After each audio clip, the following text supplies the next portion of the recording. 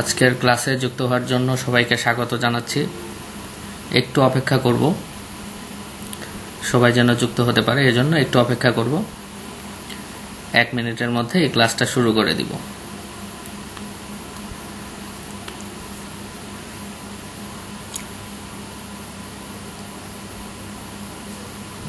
আমার কথা সবাই শুনতে পাচ্ছি তো, তাই না? জি স্যার।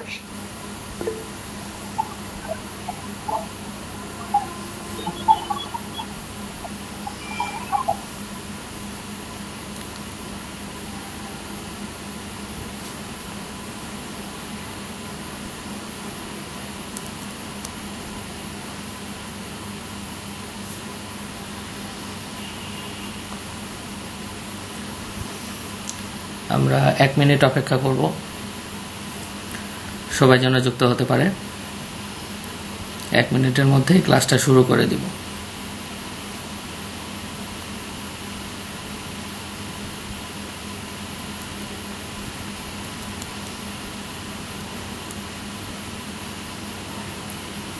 ঠিক আছে, আজকের ক্লাসে আবারও সবাইকে ওয়েলকাম করছি। তো আমি হচ্ছে মোহাম্মদ আবদুল্লাহ, আপনাদের ফার্স্ট ইয়ার 2023-24 সেশনের আপনাদের এই ব্যাচের ইনস্ট্রাক্টর আমি।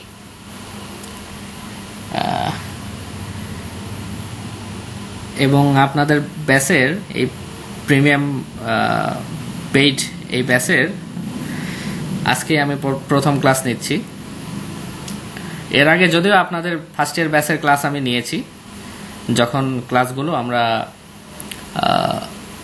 এই ব্যাচটা শুরু হওয়ার আগে আমরা বেশ কিছু ক্লাস, মোটামুটি বেশ অনেকগুলো ক্লাসই আমরা ফ্রি নিয়েছিলাম, ফ্রিতেই আপনাদের ক্লাস নেওয়া হয়েছিল। তো তখন কিন্তু বেশ কিছু ক্লাস আমি নিয়েছিলাম, তো এই জন্য হয়তো অনেকেই আমাকে চিনে থাকবেন। তো তাহলে আপনাদের সাথে আজকে আমার প্রথম ক্লাস, এই ক্র্যাশ কোর্স ফার্স্ট ইয়ার ব্যাচের প্রথম ক্লাস, এবং ক্লাসে সবাইকে স্বাগত জানাচ্ছি। তো কেমন আছেন সবাই? আমি একটু সবার কাছ থেকে রেসপন্স আশা করছি। জি স্যার, আলহামদুলিল্লাহ ভালো আছি। আপনি কেমন আছেন? মোহাম্মদ সামি, আলহামদুলিল্লাহ ভালো আছি। মারজানা আক্তার, ফারিয়া, সুরাইয়া পারভিন, তানজিল কেমন আছেন? আপনি কেমন আছেন? আলহামদুলিল্লাহ ভালো আছি। ওয়ালাইকুম আসসালাম। মেসেজে অনেকে মাইক অন করতে সমস্যা হয়, তারা মেসেজ লিখে পাঠাবেন। সাদিয়া ইয়াসমিন, তিনি মেসেজে লিখেছেন যে আসসালামু আলাইকুম স্যার। ওয়ালাইকুম আসসালাম, আমি ভালো আছি সাদিয়া ইয়াসমিন, আপনি কেমন আছেন? আর ক্লাসের মধ্যে একটু কথাবার্তা বলতে হবে, একদম চুপচাপ মাইক অফ করে ক্লাস করলে আপনাদেরও একটু অসুবিধাই হওয়ার কথা। ক্লাসের মধ্যে অনেক কিছুই এরকম থেকে যায় যে একটু রিপিট করলে ভালো হয়। ক্লাসে তো সময় কম, অনেক দ্রুত আলোচনা সারতে হয়, তো আলোচনার মাঝখানে এরকম হয়তো অনেক কিছু থেকে যায় যা আপনারা পরিষ্কার হতে পারেন না। তো এই সময়গুলোতে অবশ্যই আপনারা মাইক অন করে কথা বলবেন, ঠিক আছে? তাসনুভা, ওয়ালাইকুম আসসালাম।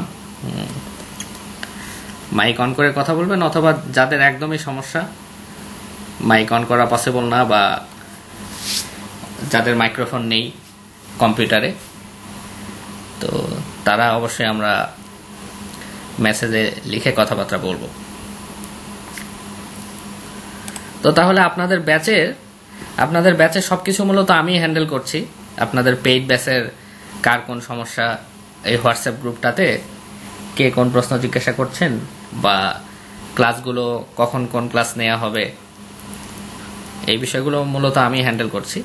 তো এই জন্য কারো কোনো জিজ্ঞাসা বা কারো কোনো যদি অ্যাডভাইস থাকে আমাদের প্রতি, আমার প্রতি বা লিটারেচার এক্সপ্রেস টিমের প্রতি, যদি কারো কোনো অ্যাডভাইস থাকে যে এই জিনিসটা এরকম করলে ভালো হয়, এই জিনিসটা এরকম করলে ভালো হয়, তো তাহলে অবশ্যই আমাকে জানাতে হবে, ঠিক আছে? আমার হোয়াটসঅ্যাপ গ্রুপে, আমার হোয়াটসঅ্যাপ আইডিতে অবশ্যই আপনারা ইনবক্স করবেন যদি কারো কোনো প্রশ্ন থেকে থাকে, আমি সেগুলো রিপ্লাই দেওয়ার চেষ্টা করব। এই হচ্ছে বিষয়। আর আপনাদের প্রথমে ইন্ট্রোডাকশন টু পোয়েট্রি থেকে ক্লাস হচ্ছে। ক্লাস রুটিন আশা করি সবাই দেখেছেন, এবং ওখানে ক্লাস রুটিন ঈদের পরেও মোটামুটি জুন মাস পুরোটাই ক্লাস রুটিনের মধ্যে দেয়া হয়েছে। জুন মাস পুরোটাই অলরেডি রুটিন করে আপনাদেরকে কিন্তু দেয়া হয়েছে, সে অনুযায়ী ক্লাস চলতে থাকবে। এবং এই ক্লাসগুলো শেষ হলে, রুটিন অনুযায়ী যে ক্লাসগুলো দেয়া হয়েছে এগুলো শেষ হলে তারপরে আরো ক্লাস হবে, এবং তখন সপ্তাহে ক্লাসের সংখ্যা আর একটু বেড়ে যাবে। ঠিক আছে, যেহেতু পরীক্ষা আমাদের কাছাকাছি এগিয়ে আসবে, তো এই জন্য। স্যার, আমাদের প্রি ক্লাসে যে পয়েমগুলো পড়ানো হয়েছে ওইগুলো যদি পরে দিয়া, যেগুলো পড়ানো হয়েছে না ওইগুলো যদি একটু আগে দিতেন তাহলে ভালো হতো না? এখন তো আমরা একটু রিল্যাক্সে পড়তেছি, তখন তো একটা প্রেসারের মধ্যে থাকবো। হ্যাঁ, এরকম করলে সম্ভবত ভালোই হতো আপনাদের। তবে যেহেতু রুটিন করা হয়ে গিয়েছে, এটা চেঞ্জ করা হবে না। আর পাশাপাশি অনেকে আছে যারা ফ্রি ক্লাসগুলো করেনি, পেইড বেসে অনেক ছেলে মেয়ে আছে যাদের একদম প্রথম থেকে শুরু হচ্ছে। তো সেই চিন্তা করেও আসলে একদম প্রথম থেকেই সাজানো হয়েছে। আর আপনারা হচ্ছে যে বিষয়গুলো আপনাদের পড়া আছে এগুলোর পাশাপাশি যেগুলো পড়া নেই এগুলো আপনারা বাসায় একটু স্টাডি করবেন, তো তাহলে টেনশনটা একটু কম হবে। ঠিক আছে, অর্থাৎ আপনার প্রশ্ন আমি বুঝতে পেরেছি যে যে পয়েমগুলো অলরেডি পড়েছেন সেগুলোই হচ্ছে ক্লাস নেওয়া হচ্ছে। তো ওগুলো বাকি রেখে যেগুলো একদমই পড়া হয়নি সেগুলো পড়াতে পারলে ভালো হতো, বা সেগুলো আগে পড়ালে ভালো হতো। তো এই জিনিসটা আপনি জিজ্ঞাসা করছেন, তো ওগুলো আপনারা বাসায় একটু চর্চা করতে থাকেন, হবে, সবই ক্লাসে পড়ানো হবে। আর প্রোসের ক্ষেত্রে কিন্তু ফ্রি ক্লাসগুলোতে এই প্রোসগুলো কিন্তু পড়ানো হয়নি। যেরকম আজকে যে প্রোসটা পড়ানো হবে, দ্য গিফট অফ দ্য ম্যাজাই, এরপরে যে প্রোসটা আছে ক্যাট ইন দ্য রেইন, এগুলো কিন্তু ফ্রি ক্লাসে পড়ানো হয়নি। তো ওই তো সবকিছু মিলিয়ে আশা করি খুব বেশি সমস্যা হবে না। আর রুটিন অনুযায়ী যে ক্লাসগুলো দেওয়া হয়েছে ক্লাসগুলো শেষ হলে ক্লাসের সংখ্যা আরো বেড়ে যাবে, তখন সপ্তাহে 5টা এমনকি 6টা ক্লাস পর্যন্ত হবে। শুক্রবার ছাড়া প্রতিদিনই ক্লাস থাকবে, তখন এরকম হতে পারে। আচ্ছা, আরেকটি বিষয় বলতে চাচ্ছি, সেটা হচ্ছে যে আপনাদেরকে কিন্তু স্টাডি প্ল্যান করে দিয়েছি। স্টাডি প্ল্যানটা হয়তো অনেকে দেখেছেন, আর যারা পেইড ব্যাচে ভর্তি হয়েছেন সবাই পেইড ব্যাচে ভর্তি হয়েছেন। আজকে যারা ক্লাস করছেন সবাই পেইড ব্যাচে ভর্তি হয়েছেন, এমনকি অনেকে আছেন তারা ক্লাসে যুক্ত হয়নি, তারা হয়তো রেকর্ড ক্লাস দেখে নিবে। গ্রুপে রেকর্ড, সব ক্লাসেরই রেকর্ড পোস্ট করা হয়, রেকর্ড ক্লাস হয়তো তারা দেখে নিবে। তো গ্রুপে কিন্তু স্টাডি প্ল্যান পোস্ট করে দিয়েছি, এবং এছাড়াও আপনাদেরকে বারবার পিডিএফ গুলো দেওয়া হয়েছে। স্টাডি প্ল্যানের একটাই পিডিএফটা দেওয়া হয়েছে।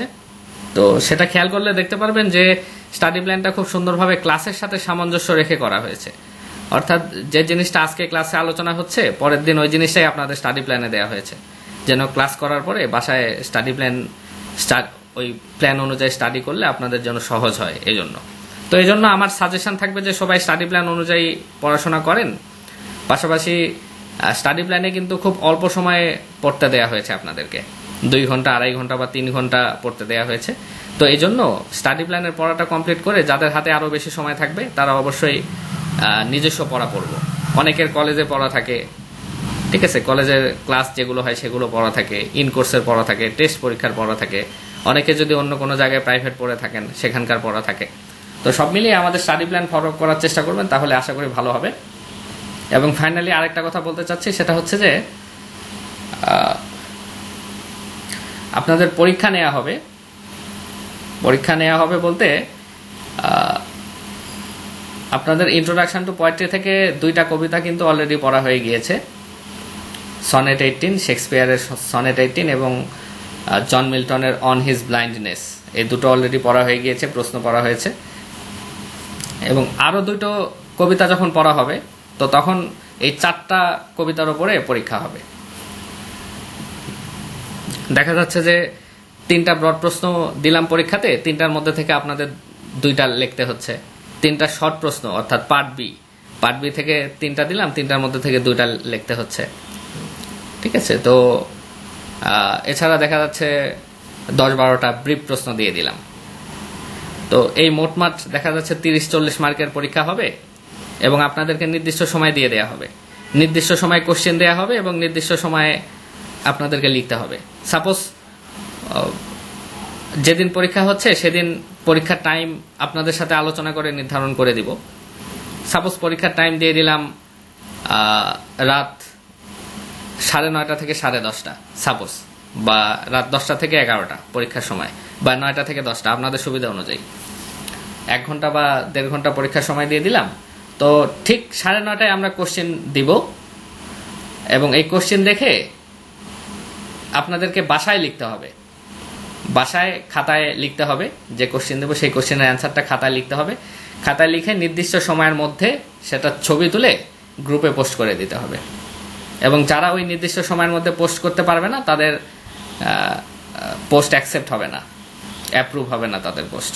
অর্থাৎ যারা সাপোজ পরীক্ষার সময় দিলাম 1.5 ঘন্টা, ওই এবং পোস্ট করার জন্য আরও 10 মিনিট দিয়ে দিলাম, এই 1 ঘন্টা 40 মিনিটের মধ্যে যারা খাতায় লিখে গ্রুপে পোস্ট করতে পারবে তাদেরটাই শুধু অ্যাপ্রুভ হবে এবং তাদেরই রেজাল্ট দেয়া হবে। এভাবে পরীক্ষা নেওয়া হবে।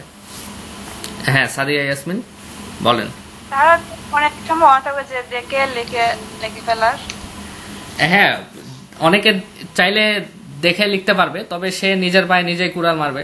কারণ আমরা তো আর তাকে ওরকম ব্যবস্থা নেই যে আমরা সবাইকে কোথাও ডেকে আমরা গার্ড দিয়ে পরীক্ষা দেয়াবো, তাই না? এই জন্য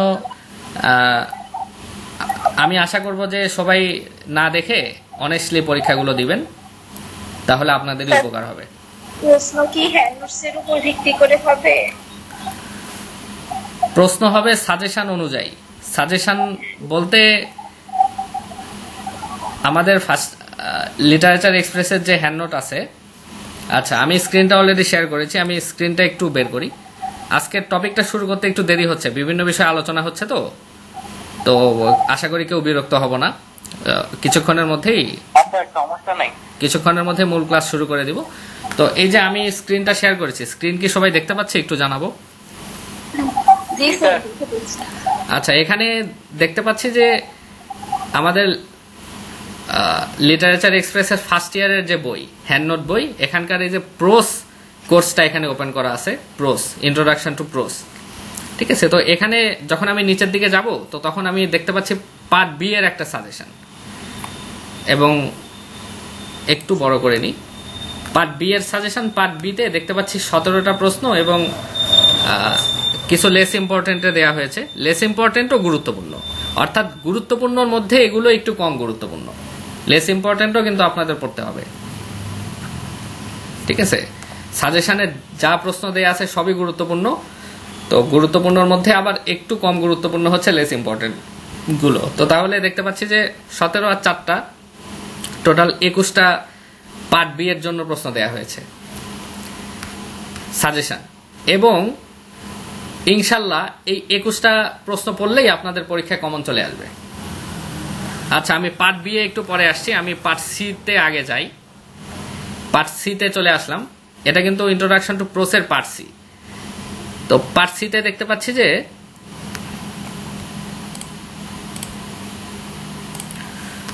পার্ট সি তে দেখতে পাচ্ছি 14টা খুবই ইম্পর্টেন্ট প্রশ্ন দেওয়া হয়েছে, এবং লেস ইম্পর্টেন্ট অর্থাৎ একটু কম গুরুত্বপূর্ণ দেওয়া হয়েছে 4টা, টোটাল 18টা প্রশ্ন। এখন এই 18টা প্রশ্ন আপনারা পড়ে পরীক্ষায় গেলে আশা করি কমন পেতে আর কোনো সমস্যা থাকবে না ইনশাল্লাহ। আমি আবারও বলছি, পার্ট সিতে যে এখানে 18টা প্রশ্ন দেওয়া হয়েছে, এই 18টার মধ্যে থেকে ইনশাল্লাহ কমপক্ষে 5টা প্রশ্ন পরীক্ষায় কমন চলে আসবে। আমরা আশা করছি যে 5-এর বেশি কমন আসবে। আপনাদের কিন্তু পরীক্ষায় প্রশ্ন আসে 8টা, পার্ট সি পার্ট বি এগুলোতে 8টা করে প্রশ্ন থাকে এবং 5টা লিখতে হয়। তো আশা করি এখান থেকে 5-এর বেশি প্রশ্ন কমন চলে আসবে। সুতরাং আপনাদের সারা বছর ধরে কাজ হচ্ছে একটাই, সেটা হচ্ছে যে প্রসের এই 18টা প্রশ্ন পড়া, ভালো করে পড়া, লেখা, এটা হচ্ছে আপনাদের সারা বছরের কাজ। এর বাইরে কোনো পার্ট সি এর প্রশ্ন পড়তে হবে না। তাহলে আপনাদের যে পরীক্ষা নিতে চাচ্ছি, এই পরীক্ষাতে কোন প্রশ্নগুলো আমরা দিব বলেন তো দেখি, কেউ বলেন। আপনাদের যে পরীক্ষা নিতে চাচ্ছি, এখানে কোন প্রশ্নগুলো দিব? তাহলে স্যার আমাদের ওই যে সাজেশনে যেসব প্রশ্ন আছে, হ্যাঁ, যে সাজেশনটা এখন আমি ওপেন করে রেখেছি, এই সাজেশনের মধ্যে থেকে প্রশ্ন হবে, কারণ পরীক্ষাতে তো এখান থেকেই প্রশ্ন হবে। এই গেল পার্ট সি। এখন আমি একটু পার্ট বি এ চলে আসবো। আচ্ছা, হ্যাঁ, কি বললেন স্যার? আমি বলতে চাচ্ছিলাম যে আপনি বলেছিলেন এবং অন্যান্য যে থার্ড ইয়ার বা সেকেন্ড ইয়ার মানে অনেক পরীক্ষা হচ্ছে বা হয়েছে অলরেডি। হুম এই যে পরীক্ষায় কোশ্চেন কম পাওয়া দেখা যাচ্ছে যে আপনারা বলছিলেন গ্রুপে যে কোশ্চেন কিন্তু যত ইম্পর্টেন্ট কোশ্চেন মানে সব কিন্তু শেষ, মানে করতে হবে, মানে নতুন কোশ্চেন আর মানে হওয়ার কোনো সুযোগ নেই। কিন্তু হতে পারে এমন যে হচ্ছে যে মানে একই কোশ্চেন কিন্তু একটু মানে একটু যদি ঘুরিয়ে বা ওয়ার্ড চেঞ্জ করে দিতে পারে আর কি। এক্স্যাক্টলি হ্যাঁ মানে আপনার জি স্যার, মানে আমরা যেমন আজকে আমরা গিফট অফ দ্য মেসাই পড়তেছি, এর উপর আমরা শর্ট এবং শর্ট যে কোশ্চেন পাচ্ছি যেমন আপনারা, আমি চাচ্ছিলাম যে ওই মানে ওই রকম একটু মানে এদিক ওদিক করে করে দেখালেন আমাদেরকে। আচ্ছা, তো এখন বিষয় হচ্ছে যে হ্যাঁ, যে প্রশ্নটা আপনি জিজ্ঞাসা করলেন যে ইন্টারনেটে একটু গুজব ছড়িয়েছে যে বিগত বছরের প্রশ্ন থেকে নাকি আর কমন আসবে না, এরকম একটা গুজব ছড়িয়েছে। তো এই গুজবটা, এই তথ্যটা পুরোপুরি গুজব, এর কোনো ভিত্তি নেই। এবং বিগত বছর থেকে প্রশ্ন হচ্ছে, কোনো সমস্যা নেই, বিগত বছর থেকে প্রশ্ন হবে। এবং বর্তমানে জাতীয় বিশ্ববিদ্যালয়ে কিন্তু থার্ড ইয়ারের পরীক্ষা চলছে এবং থার্ড ইয়ারে প্রত্যেক পরীক্ষাতেই বিগত বছর থেকে প্রশ্ন হচ্ছে, ঠিক আছে। কিন্তু যে জিনিসটা ওরা করতে পারে সেটা হচ্ছে যে প্রশ্নের মধ্যে প্রশ্নটা ওরা, আপনি যে কথা বললেন এবং আমিও গ্রুপে এই কথাগুলো বলেছি, যে প্রশ্নটা ওরা একটু ঘুরিয়ে দিতে পারে, অর্থাৎ আপনি যেন দেখে সহজেই বুঝতে না পারেন যে কোন প্রশ্নটা করা হয়েছে, একটু ভোকাবুলারি চেঞ্জ করে দিতে পারে, ঠিক আছে, যেন আপনারা বুঝতে না পারেন। তবে প্রশ্ন কিন্তু সেমই করা হবে, যেরকম স্যার আমি এটার একটা উদাহরণ পাইছি যে আমরা প্রথম যে সনেট 18 পড়ছি উইলিয়াম আচ্ছা, শেক্সপিয়ারের, তো ওখানে একটা প্রশ্ন দেওয়া আছে how does Shakespeare evaluate his friends beauty. আমি সেট সাজেশন থেকে দেখেছি যে মানে এটা কোশ্চেনটা তিনবার আসছে এবং 3টা ওয়ার্ড ইউজ করে আসছে আর কি। হ্যাঁ হ্যাঁ, তো এইভাবে একই প্রশ্ন আসবে কিন্তু একটু ঘুরিয়ে দিতে পারে, এই জিনিসটা আপনাদের খেয়াল রাখতে হবে। যেরকম 5 নাম্বার প্রশ্নে কিন্তু আমরা বেশ কিছু অর দেখতে পাচ্ছি, এই যে 5 নাম্বার প্রশ্নে। তো এখানে বলা হচ্ছে যে how does Katherine Mansfield portray a contrast between the rich and the poor in her story the garden party. এখানে বলা হচ্ছে যে গার্ডেন পার্টি, এই গল্পে ক্যাথারিন ম্যানসফিল্ড তিনি কিভাবে ধনী এবং গরিবদের মধ্যে যে বৈষম্য, যে পার্থক্য, সেটি তিনি কিভাবে দেখিয়েছেন, ঠিক আছে। তো এই প্রশ্নটা আবার কিন্তু এভাবেও হতে পারে, how does Katherine Mansfield depict a sharp contrast between the haves and have nots. এই যে জিনিসটা, একটা ছোট্ট জিনিস কিন্তু ঘুরিয়ে দিল। ওখানে বলা হলো রিচ অ্যান্ড পোর,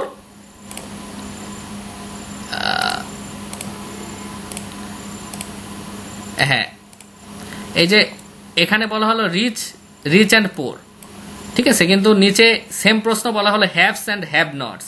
হ্যাভস মানে যাদের আছে, যারা ধনী, তারা হচ্ছে রিচ, আর হ্যাভ নটস মানে পোর। সেম প্রশ্ন এখানে কিন্তু ঘুরিয়ে দিল, ঠিক আছে।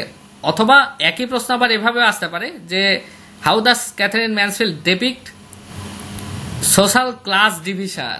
সেম প্রশ্ন কিন্তু, ঠিক আছে, সোশ্যাল ক্লাস ডিভিশন, অর্থাৎ ধনী গরিবদের মধ্যে যে পার্থক্য, সেটাই হচ্ছে সোশ্যাল ক্লাস ডিভিশন। সমাজের ধনী গরিবদের মধ্যে যে পার্থক্য বা বৈষম্য আমরা দেখতে পাই, সেটাকে বলে যে সামাজিক শ্রেণী বৈষম্য, ঠিক আছে। তো সেম প্রশ্ন কিন্তু 3 ভাবে এখানে আমরা দেখতে পাচ্ছি। তো এই জন্য আমাদের আসলে প্রশ্ন বুঝে পড়তে হবে এবং সেই প্রশ্নটা কিভাবে উত্তর করতে হবে, এই জিনিসটা আমাদের ভালোভাবে বুঝতে হবে। তাহলে যেভাবে প্রশ্ন হোক না কেন আমরা বুঝে ফেলবো, ঠিক আছে। এই হচ্ছে বিষয়। সুতরাং আপনাদের আমি কথা বেশি বাড়াবো না, অনেক কথাবার্তা হয়ে গেল। তো সুতরাং আপনাদের বেশি চিন্তা করতে হবে না। আপনাদের যেটা মূল বিষয় সেটা হচ্ছে যে আমাদের যে সাজেশনটা দেয়া আছে পার্সি এর জন্য, এই প্রশ্নগুলো পড়ে ফেলবেন পার্সি এর জন্য। এখান থেকে ইনশাল্লাহ 5-এর বেশি প্রশ্ন কমন চলে আসবে, প্রথম কথা। এখন যাই পার্ট বিতে এখানে 17 আর 4 21টা প্রশ্ন দেয়া হয়েছে। তবে পার্ট বিতে এত শক্তভাবে বলা যায় না যে 5-এর বেশি কমন চলে আসবে। পার্ট সিতে যেরকম আমি খুব সহজে বলে দিলাম যে ইনশাল্লাহ 5-এর বেশি কমন আসবে, পার্ট বি এর জন্য বিষয়টা একটু ট্রিকি, একটু ডিফিকাল্ট। কারণ পার্ট বিতে অনেক সময় অনেক নতুন নতুন প্রশ্ন করে বসে, টেক্সটের মধ্যে থেকে প্রশ্ন করে বসে।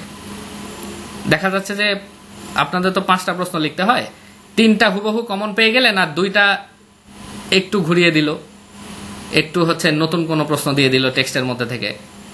হয়তো আপনাদের জানাই কোনো বিষয়, এরকম কোনো বিষয় প্রশ্ন দিয়ে দিল। তো তো এই জন্য পার্ট বিটা একটু ট্রিকি হয়ে যায়। এই জন্য আমাদের যে কোনো টেক্সট খুব ভালোভাবে বুঝে নিতে হবে, যেন পার্ট বিতে যে প্রশ্নই আসুক আমরা উত্তর করতে পারি। সুতরাং সাজেশন থেকে বলতে পারি যে ইনশাল্লাহ 3 থেকে 4টি প্রশ্ন কমন চলে আসবে, এমনকি 5টাও চলে আসতে পারে অনেক সময়। তবে এটা অতটা গ্যারান্টি সহকারে বলা যায় না। পার্ট সিতে যেরকম আমি গ্যারান্টি সহকারে বলে দিলাম যে ইনশাল্লাহ 5টা আসবে, পার্ট বি এর জন্য একটু ডিফিকাল্ট, ইনশাল্লাহ 3-4টা পেয়ে যাবেন, ভাগ্য ভালো থাকলে 5টাও পেয়ে যেতে পারেন। এই জন্য পার্ট বিতে আমরা একটু কেয়ারফুলি স্টাডি করব, যে কোনো টেক্সট, যে কোনো কবিতা ভালোভাবে বুঝে নিব, যে কোনো প্রোজ ভালোভাবে বুঝে নিব। ঠিক আছে, এই হচ্ছে বিষয় part B. Part A, part B. এখন আসলো পার্ট বি এবং পার্ট সি সম্পর্কে বললাম। এখন আমি চলে যাব পার্ট এ। পার্ট এ কিভাবে স্টাডি করবেন? পার্ট এ মেইনলি তারা সব থেকে পার্ট এ তে ভালো করবে যারা যে কোনো টেক্সট ভালোভাবে পড়ে। যারা শুধু প্রশ্ন নির্ভর স্টাডি করে তারা পার্ট এ তে অতটা ভালো করতে পারবে না। পার্ট এ তে তারাই সব থেকে বেশি ভালো করবে যারা যে কোনো বিষয় ভালোভাবে বুঝে নেয়। ঠিক আছে, যে কোনো কবিতা সনেট 18-এ কি বলা হচ্ছে, শেক্সপিয়ার স্পিকার তিনি তার ফ্রেন্ড সম্পর্কে কি বললেন, অন হিজ ব্লাইন্ডনেসে কি বললেন, বা একজন রিলিজিয়াস পার্সনের দায়িত্ব কি অন হিজ ব্লাইন্ডনেস, কে সব থেকে গডের বেশি ওরশিপ করে, কে প্রকৃত ধার্মিক, এই যে বিষয়গুলো। অর্থাৎ টপ টু বটম একটা কবিতা ভালোভাবে যারা স্টাডি করবে, একটা প্রোজ যারা ভালোভাবে স্টাডি করবে, তারা পার্ট এ তে সব থেকে বেশি ভালো করতে পারবে। এর পাশাপাশি আপনারা যেভাবে স্টাডি করবেন পার্ট এ তে, সেটা হচ্ছে যে এই যে বইয়ে দেখতে পাচ্ছেন যে সাজেশন এবং সলিউশন দেয়া পার্ট এ, তো এখানে এই সাজেশন এবং সলিউশনটা পড়ে ফেলতে হবে। এখানে দেখতে পাচ্ছি যে প্রোসে টোটাল সবগুলো চ্যাপ্টার মিলিয়ে টোটাল পার্ট এ দেয়া হয়েছে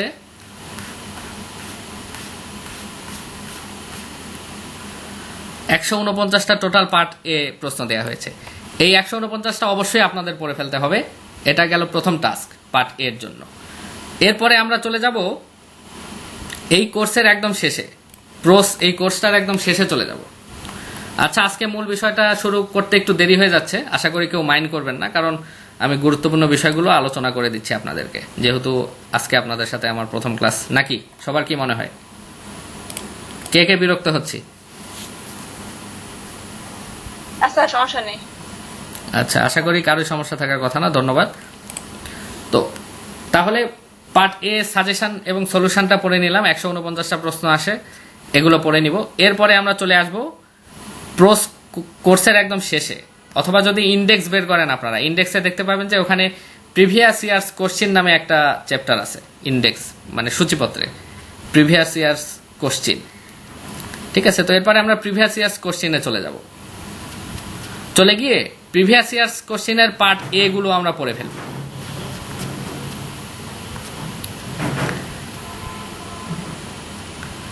আমি একটু বের করি। এই যে প্রিভিয়াস ইয়ার্স কোশ্চিন নামে একটা চ্যাপ্টার পাবো, যে কোনো কোর্সের শেষেই এটা আছে, সব কোর্সের শেষেই ওই কোর্সের এই প্রিভিয়াস ইয়ার্স কোশ্চিনটা দেয়া আছে। তো এখানে দেখতে পাচ্ছি 2015 সাল, 2015 সালের পার্ট এ যে প্রশ্নগুলো আসছিল সেগুলো উত্তর সহ দেয়া আছে। ঠিক আছে, এরপরে আমরা চলে যাব 2016 সাল, 2016 সালের হচ্ছে পার্ট এ পড়ে ফেলবো, 17 পড়ে ফেলবো। এভাবে আপনাদের হচ্ছে এক্সামিয়া 2023 পর্যন্ত আপনারা পার্ট এ পড়ে ফেলবেন। 2023 পর্যন্ত, 2023-এর পার্ট এ বাদ দেওয়ার দরকার নেই, কারণ অনেক সময় প্রিভিয়াস ইয়ার সব কোশ্চেন আমরা পড়ে ফেলবো। তবে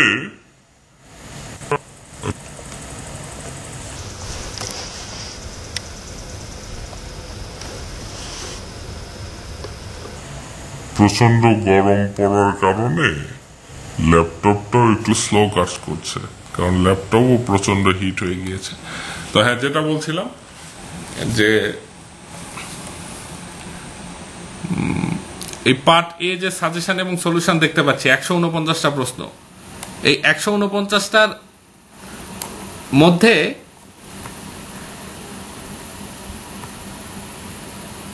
প্রিভিয়াস ইয়ার্স প্রায় সবগুলোই পেয়ে যাবেন। ঠিক আছে, অর্থাৎ এই 149টা পড়ার পরে আপনি যখন প্রিভিয়াস ইয়ার্সের পার্ট এ পড়তে যাবেন তখন দেখবেন যে আমার ম্যাক্সিমাম পড়া হয়ে গিয়েছে, 90%, এমনকি 95% ওই প্রিভিয়াস ইয়ার্স প্রশ্ন এই 149টার মধ্যেই আছে। অর্থাৎ ভয় পাওয়ার কোনো কারণ নেই। এই 149টা পার্টে প্রশ্ন পড়ে নিব, ব্রিফ প্রশ্ন, এরপরে হচ্ছে প্রিভিয়াস ইয়ার্স প্রশ্ন পড়তে যাব এবং পড়তে গিয়ে দেখবো যে এগুলো তো অলরেডি আমরা পড়েছি। অল্প কিছু নতুন প্রশ্ন ওখানে পাবেন প্রিভিয়াস ইয়ার্সে। এই হচ্ছে বিষয়।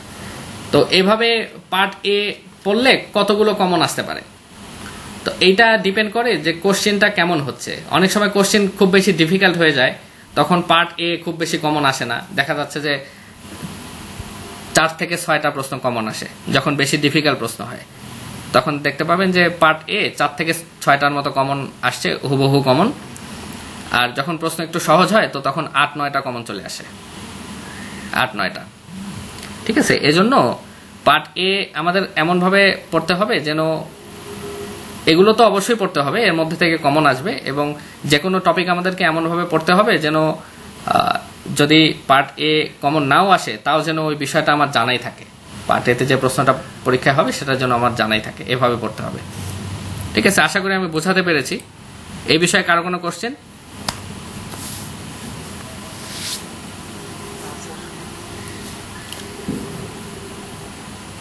তো তাহলে কিভাবে স্টাডি করবেন এই জিনিসটা বুঝতে পারা যাচ্ছে তো নাকি? পার্ট বিসি এবং পার্ট এ সম্পর্কে যা বললাম, এই বিষয়ে কারো কোনো কোশ্চেন?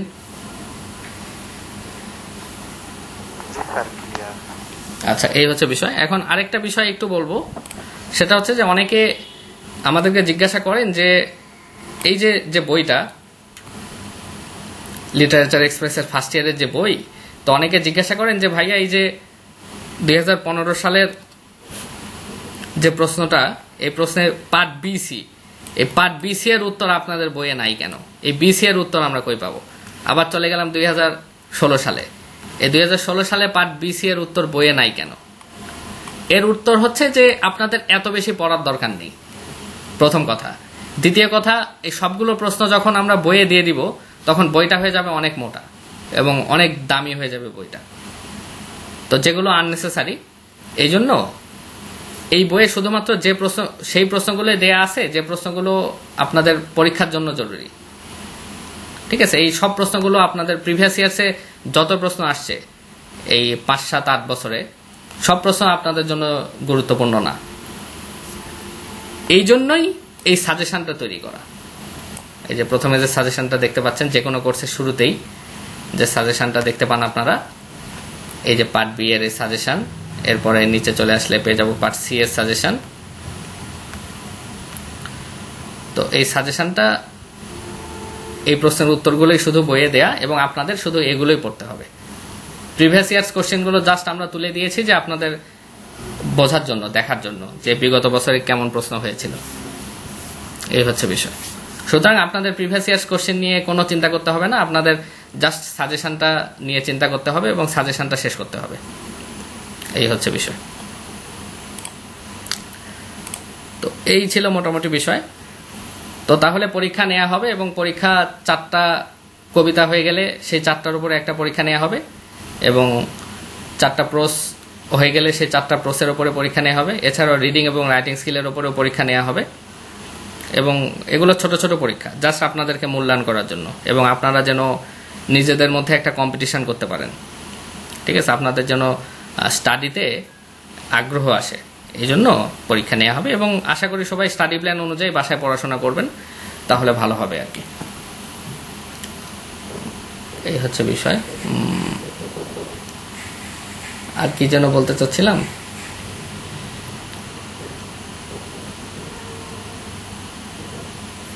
ও হ্যাঁ, আরেকটা কথা বলতে চাচ্ছিলাম, যদিও এই কথাগুলো আমি অন্য ক্লাসেও বলবো, আগামী ক্লাসগুলোতেও আমি গুরুত্বপূর্ণ কোনো কথা যখনই আমার মাথায় আসবে তো তখনই বলবো। তো সেটা হচ্ছে যে যেহেতু আপনাদের সাথে আজকে আমার প্রথম ক্লাস, তাই আজকে একটু বলি। সেটা হচ্ছে যে আপনারা বাসায় সাধারণত জাতীয় বিশ্ববিদ্যালয়ের ইংরেজির স্টুডেন্টরা এরা পড়াশোনা করে, ঠিক আছে, বাসায় একটু পড়াশোনা করে, কিন্তু বাসায় একদমই লিখতে চায় না। ঠিক আছে, এই কাজটা কিন্তু করা যাবে না, বাসায় লিখতে হবে। বাসায় লিখলে এটার উপকার কিন্তু পরীক্ষায় পাবেন। আপনারা আমাদের বই লিটারেচার এক্সপ্রেসের বই নিয়েছেন, বইয়ে পার্ট বি এবং পার্ট সি প্রশ্নগুলো আপনারা দেখতে পাচ্ছেন, পড়ছেন। এখন এগুলো পড়ে রেখে দিলেন, পড়ে মুখস্থ করে ফেললেন বা মোটামুটি মুখস্থ করে মনে করলেন যে এটা হয়ে গেল, রেখে দিলেন, ঠিক আছে? তাহলে কিন্তু বিপদে পড়বেন। কারণ যখন এই প্রশ্নগুলো পরীক্ষায় লিখতে যাবেন তো তখন দেখবেন যে ভুলে যাচ্ছেন। এমনকি এই কোটেশন, যেগুলো প্রশ্নের মধ্যে কোটেশনগুলো দেওয়া আছে, এগুলো কিন্তু ভুলে যাবেন। এই যে what according to beacon are the পারপোসেস of studies, এই যে এই প্রশ্নটা, এখানে এই যে গুরুত্বপূর্ণ কোটেশনগুলো দেয়া আছে টেক্সটের আলোকে। স্যার হ্যাঁ বলেন। তাহলে কি প্রশ্ন সহ জি, বুঝতে পারিনি। তাহলে কি প্রশ্ন সহ মুখস্থ করা লাগবে? তাহলে কি প্রশ্ন সহ মুখস্থ করা লাগবে? হ্যাঁ, আমি এই প্রসঙ্গে আসছি। তার আগে আমি লেখার কথাটা বলছি। সেটা হচ্ছে যে বাসায় অবশ্যই প্রশ্ন যখন পড়বেন তো তখন প্রশ্ন পড়ে পড়ে বাসায় লিখবেন, ঠিক আছে? এখন একটা প্রশ্ন হুবহু মুখস্থ করা সম্ভব হয় না, বা অনেকের হুবহু মুখস্থ করার দরকারও থাকে না, কারণ অনেকের ফ্রি হ্যান্ড রাইটিং স্কিলটা ভালো থাকে, তো তারা যে কোনো একটা জিনিস বুঝে নিয়ে খুব সুন্দরভাবে লিখতে পারে। তো আপনি মুখস্থ করার চেষ্টাই করেন, অথবা একটা জিনিস বুঝে নিয়ে কিছু মুখস্থ করলেন, কিছু ফ্রি হ্যান্ডে মাথায় যেটা আসলো লেখার চেষ্টা করলেন। যেটাই করেন বাসায় লিখতে হবে, প্রথম কথা বাসায় লিখতে হবে, এবং বাসায় টাইম মেনটেন করে লেখার চেষ্টা করতে হবে। টাইম মেনটেন করে লেখার চেষ্টা করতে হবে। একটা প্রশ্ন লিখছি, আমি আরামে লিখছি 2 ঘন্টা ধরে, এরকম করলে হবে না। কারণ পরীক্ষার হলে আপনি একটা প্রশ্নের জন্য 2 ঘন্টা সময় পাবেন না। পরীক্ষার হলে একটা পার্ট সি অর্থাৎ ব্রড প্রশ্নের জন্য আপনি আধা ঘন্টার মতো সময় পাবেন, 30 মিনিটের মতো সময় পাবেন। পরীক্ষার হলে একটা পার্ট বি অর্থাৎ শর্ট প্রশ্নের জন্য আপনি সময় পাবেন 13-14 মিনিট বা 15 মিনিট সর্বোচ্চ। তো এই জন্য বাসায় চেষ্টা করতে হবে যে আমি এই সময়ের মধ্যে লেখার চেষ্টা করি, একটা প্রশ্ন পড়ে বাসায় এই সময়ের মধ্যে লেখার চেষ্টা করি। এভাবে আপনি লিখতে গিয়ে দেখবেন যে আপনার পারফরমেন্স খুবই খারাপ হচ্ছে। তো তখন হাল ছেড়ে দিলে হবে না, বা তখন হতাশ হলে হবে না। আবার ওই প্রশ্নটা আরেকদিন লিখতে হবে, বা অন্য কোনো প্রশ্ন আরেকদিন লিখতে হবে, আরেকদিন লিখতে হবে, প্রতিদিন লিখতে হবে, প্রতিদিন লেখার চেষ্টা করতে হবে সময় মেনটেন করে। তো এরকম ভাবে আপনি যখন বাসায় লিখবেন তো তখন দেখবেন যে আপনি খুব ভালো টাইম মেনটেন করা শিখে গেছেন একটা সময়, ঠিক আছে? আধা ঘন্টার মধ্যে একটা ব্রড প্রশ্ন আপনি খুব সুন্দরভাবে প্রায় শেষ করে ফেলতে পারছেন, খুব সুন্দরভাবে কমপ্লিট আলোচনা করে ফেলতে পারছেন আধা ঘন্টা সময়ের মধ্যে। কিন্তু এই জিনিসটা কিন্তু প্রথমে আপনারা পারবেন না। তো এই জন্য আমি আপনাদেরকে রিকোয়েস্ট করব, অ্যাডভাইস দিব যে অবশ্যই আপনারা বাসায় পড়বেন এবং লিখবেন, এবং টাইম মেনটেন করে লেখার চেষ্টা করবেন। তো তাহলে এটার উপকার আপনারা পরীক্ষার হলে গিয়ে পাবেন, ঠিক আছে? আর যারা লিখবে না তারা যখন সরাসরি পরীক্ষার হলে গিয়ে লেখা শুরু করবে, লেখার চেষ্টা করবে, তো তখন তারা বুঝতে পারবে যে আসলে আগে আমাদের লেখা উচিত ছিল। এই হচ্ছে বিষয়। এই জন্য বাসায় সবাই স্টাডির পাশাপাশি লিখবো। এবং প্রশ্নের প্রাণ হচ্ছে এই কোটেশনগুলো। কোটেশন বলতে টেক্সটে রাইটার কি বলেছেন সেটা হচ্ছে কোটেশন, ঠিক আছে? তো যেরকম এখানে 1 নাম্বার পার্ট বি 1 নাম্বার, এটা সামনে আছে, এটা সম্পর্কে একটু বলি। এখানে বলা হচ্ছে যে এই অফ স্টাডিজ প্রোসে, এখানে ফ্রান্সিস বেকন তিনি স্টাডির উদ্দেশ্য কি বলেছেন, মানে স্টাডির উদ্দেশ্যটা কি, তিনি প্রোসে কি বলেছেন, যে what are the পারপোসেস of studies, স্টাডির উদ্দেশ্যগুলো কি কি, অধ্যয়নের উদ্দেশ্যগুলো কি কি। তো এই যে এই কোটেশনটা কিন্তু খুব সুন্দরভাবে বলে দিচ্ছে যে স্টাডির উদ্দেশ্যটা কি। এই কোটেশনটা অবশ্যই আপনাদের মুখস্থ করতে হবে এবং পরীক্ষা লিখতে হবে। আপনি পুরো প্রশ্ন যে কোনোভাবে লিখতে পারেন, তবে কোটেশনটা অবশ্যই দেওয়ার চেষ্টা করতে হবে। যেরকম এই একটা সেন্টেন্সে বেকন বলে দিচ্ছেন যে studies serve for delight, for ornament and for ability. যে স্টাডির উদ্দেশ্য কি, যে ফর ডিলাইট, আনন্দ দেয়, আনন্দের জন্য। স্টাডির উদ্দেশ্য হচ্ছে আনন্দ দেওয়া। ফর অর্নামেন্ট, অর্নামেন্ট মানে হচ্ছে অলংকার বা সাজসজ্জা, অর্থাৎ অধ্যয়নের উদ্দেশ্য হচ্ছে নিজেকে অলংকৃত করা। যেরকম আমি যত বেশি স্টাডি করব আমি তত বেশি জ্ঞানী হতে পারবো। ঠিক আছে, এবং আমার নিজেকে সমৃদ্ধ করতে পারবো, নিজেকে অলংকৃত করতে পারবো এবং মানুষের সামনে সেটা উপস্থাপন করতে পারবো। তো এই জন্যই বলা হচ্ছে অর্নামেন্ট, অলংকৃত করা। তাহলে আনন্দ দেয়া, অলংকৃত করা, এবং বলা হচ্ছে অ্যাবিলিটি। অ্যাবিলিটি মানে স্কিল, দক্ষতা। ঠিক আছে, যত বেশি স্টাডি করবো তো ওই বিষয় সম্পর্কে তত বেশি আমি স্কিল হতে পারবো, তত বেশি দক্ষ হতে পারবো। তো তাহলে এই একটা কোটেশনেই কিন্তু ফ্রান্সিস বেকন নিজেই বলে দিয়েছিলেন যে স্টাডির উদ্দেশ্য হচ্ছে এই 3টা। তো তাহলে আপনি যদি পরীক্ষার হলে এই প্রশ্নটা আসে এবং আপনি পুরো প্রশ্নের উত্তর লিখে দিলেন কিন্তু এই সেন্টেন্সটা ব্যবহার করলেন না, তাহলে আশানুরূপ মার্ক পাওয়া যাবে না। কিন্তু একটা ছেলে পুরো প্রশ্নের উত্তর সুন্দরভাবে লিখেছে, নিজের মতো লিখেছে, কিন্তু সাথে এই কোটেশনটাও ব্যবহার করে দিয়েছে, সে অবশ্যই বেশি মার্ক পাবে। এই জন্য যে কোনো প্রশ্নে কোটেশন খুবই গুরুত্বপূর্ণ।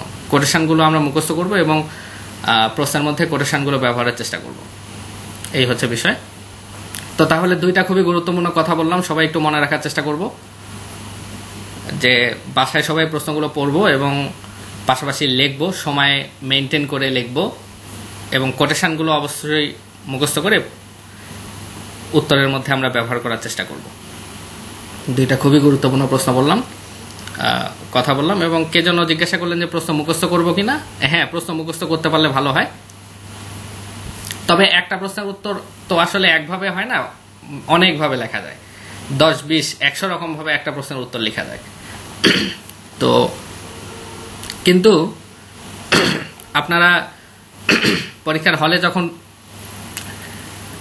ফ্রি হ্যান্ড লিখতে যাবেন তো তখন ভেবে ভেবে লিখতে হয়, ঠিক আছে। তো এবং অত ভেবে লেখার, অত মনের মাধুর্য মিশিয়ে লেখার সময় পরীক্ষার হলে পাওয়া যায় না। এই জন্য আমরা মুখস্থ করার চেষ্টা করব সবাই, এবং এই মুখস্থ অনুযায়ী আমরা লিখে দেওয়ার চেষ্টা করব। তো তাহলে আমরা সময় মেনটেন করে দ্রুত লিখতে পারবো, ঠিক আছে। আর এছাড়াও যাদের ফ্রি হ্যান্ড রাইটিং স্কিল ভালো আছে তারা তো একদম লাইন বাই লাইন তো তাদের মুখস্থ করার দরকার হবে না, তারা একটু ভালোভাবে মুখস্থ করার চেষ্টা করব এবং ওই সময় মাথায় যেটা কাজ করে সেটা সে অনুযায়ী লিখে দিলেই হবে, এই হচ্ছে বিষয়। এবং আমি যে কথাগুলো বললাম এগুলো কিন্তু 3 পয়েন্ট পাওয়ার জন্য খুবই জরুরি, ফার্স্ট ক্লাস পাওয়ার জন্য খুবই জরুরি। ইংলিশ ডিপার্টমেন্ট থেকে ফার্স্ট ক্লাস পাওয়া একটু কঠিন, এবং কঠিনের কারণ হচ্ছে যে ছেলেমেয়েরা প্রশ্ন ঠিকমতো লিখতে পারে না, ঠিকমতো সময় মেনটেন করে লিখতে পারে না, অথবা সময়ের মধ্যে যতটুকু লেখে খুবই অল্প লেখে, কোটেশন ব্যবহার করে না, এই জন্য ফার্স্ট ক্লাস আসে না। তো আশা করি আমি যে কথাগুলো বললাম এগুলো একটু মাথায় রাখার চেষ্টা করবেন, এবং এই কথাগুলো আমি বারবারই বলবো, বারবার বলবো, আপনাদের যেন উপকার হয় এই জন্য বারবার বলবো, সামনের ক্লাসগুলোতেও বলবো, ঠিক আছে। তো আশা করি আপনারা লিটারেচার এক্সপ্রেস পেইড ব্যাচে যুক্ত হয়েছেন। শুধু পেইড ব্যাচ না, যারা আমাদের ফ্রি ক্লাসগুলো করেছে তাদেরকেও এই কথাগুলো বলার চেষ্টা করেছি। সকলকেই আমরা আমাদের পরিবারের সদস্য মনে করি, এবং আপনাদের রেজাল্ট যেন ভালো হয় এই জিনিসটা আমাদের একমাত্র উদ্দেশ্য। আর এবং আপনাদের যে কোর্সের ফিটা কিন্তু খুবই নামমাত্র একটা কোর্সের ফি নির্ধারণ করা হয়েছে, ঠিক আছে। তো এই জন্য আশা করি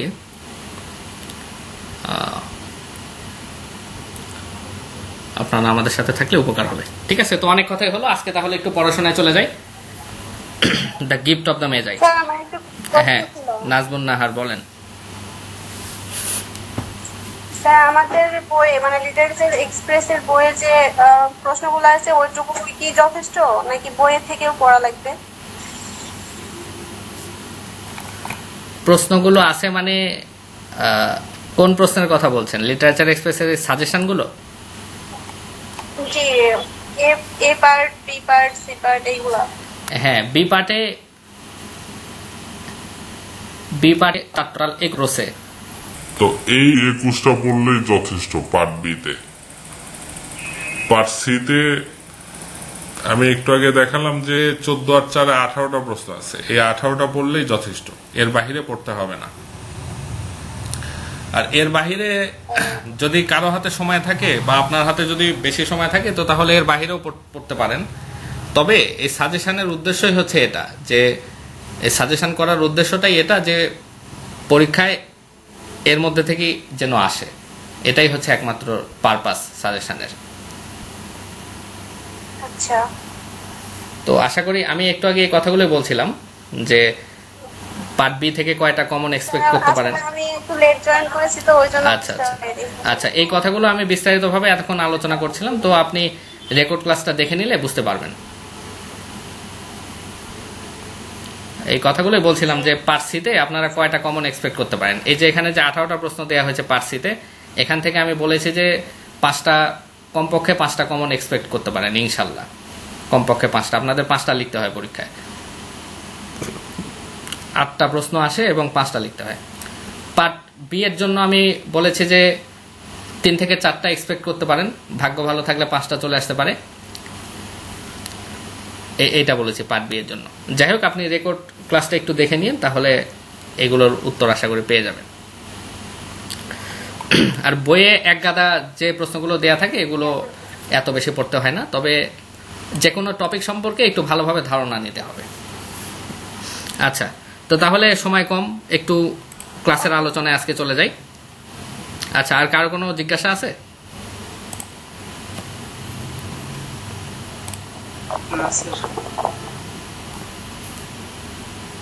আচ্ছা, তো তাহলে আমরা আজকে প্রোজ থেকে একটা প্রোজ পড়ব, সেটি হচ্ছে the gift of the মেজাই। The gift of the মেজাই। The gift of the মেজাই একটা ছোট গল্প, শর্ট স্টোরি। জনরা মানে মূলত ক্যাটাগরি। জনরা শব্দের বাংলা অর্থ হচ্ছে ঘরানা, বা সহজ বাংলায় বলতে গেলে ধরন আর কি। কি ধরনের প্রোস এটা, কোন ক্যাটাগরির প্রোস? এটা হচ্ছে একটা শর্ট স্টোরি, ছোট গল্প। The gift of the Magi. The gift of the Magi কে লিখেছেন? William Sydney porter. অথরের নাম হচ্ছে উইলিয়াম সিডনি পর্টার, তবে তার পেন নেম হচ্ছে ও হেনরি। আমরা তাকে ও হেনরি হিসেবে চিনি। এই জন্য পরীক্ষায় কিন্তু পার্ট এ তে এটা চলে আসতে পারে যে what is the full name of O Henry? What is the full name of O Henry? William Sydney Porter. ঠিক আছে? Who wrote the short story the gift of the Magi? O Henry.